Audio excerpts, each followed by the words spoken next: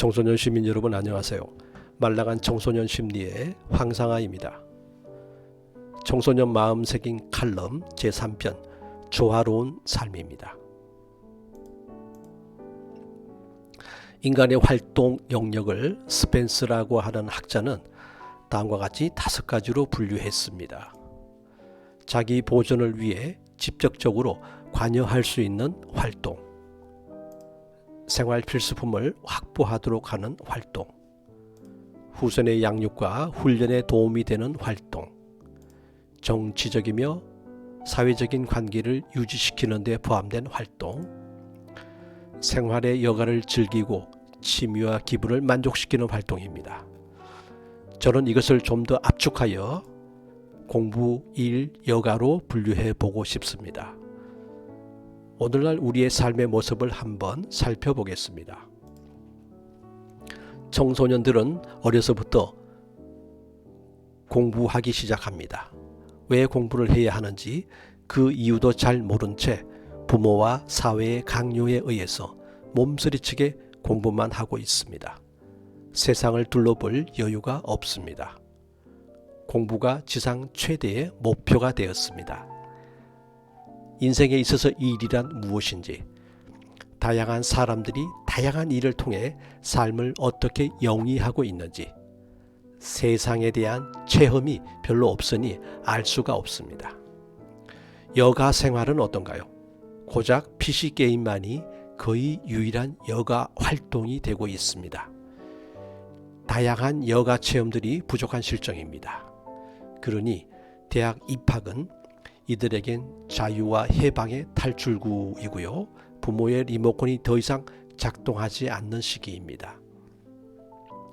이때부터 이들에겐 공부가 더 이상 삶의 목표가 아니라 그동안 억눌렸던 욕구의 보상 활동이 인생 목표로 전환됩니다. 성인의 삶은 어떤 모습일까요? 별반 달라진 게 없습니다. 학창시절 죽으라고 공부하고 경쟁하여 사회에 입문하게 되면 워커홀릭이 됩니다. 일 외엔 거의 아무것도 모릅니다.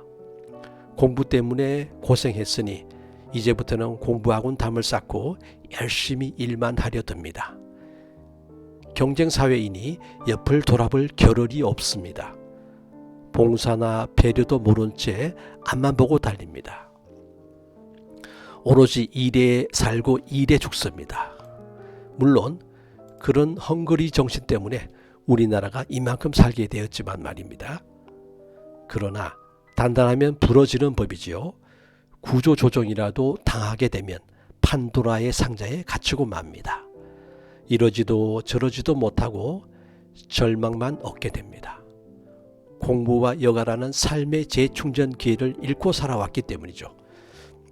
유연한 삶의 모습이 못내 아쉽기만 합니다. 노인의 삶은 또 어떠한가요? 역시 특별한 차이가 없습니다.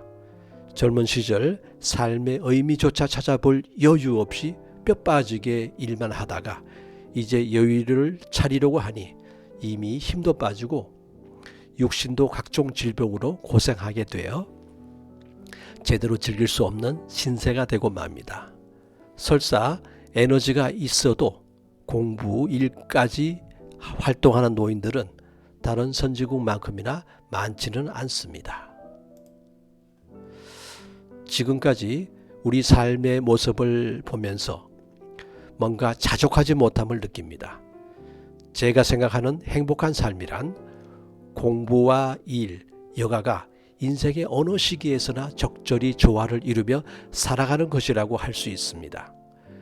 어려서 공부만 할 것이 아니라 직업에 대한 직간접적인 체험도 가져야 하고요. 자연과 인간이 교감하는 추억도 가져야 합니다. 성인이 되어서도 일만 할 것이 아니라 끊임없이 자신을 개발하는 학습 활동에도 정성을 쏟아야 하고요. 많은 여가 활동을 통해 삶의 질도 높이고 자신도 성장시켜 나가야 합니다.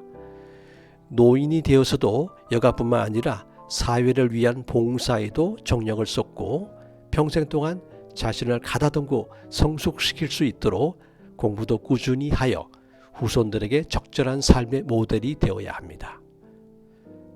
이렇듯 인간 발달의 그 어느 단계든 공부, 일, 여가 이 세 가지 활동이 적절히 조화를 이루며 살아가는 것이 삶을 행복하게 하는 원동력이 되며 누구나 자아실현으로 이르는 길이라 여겨집니다.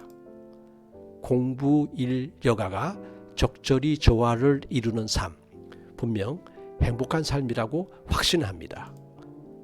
지금까지 시청해 주셔서 감사합니다. 청소년 시민들의 삶에 도움이 되셨다면 구독, 좋아요, 알림 설정 부탁드립니다. 지금까지 말랑한 청소년 심리의 황상하였습니다.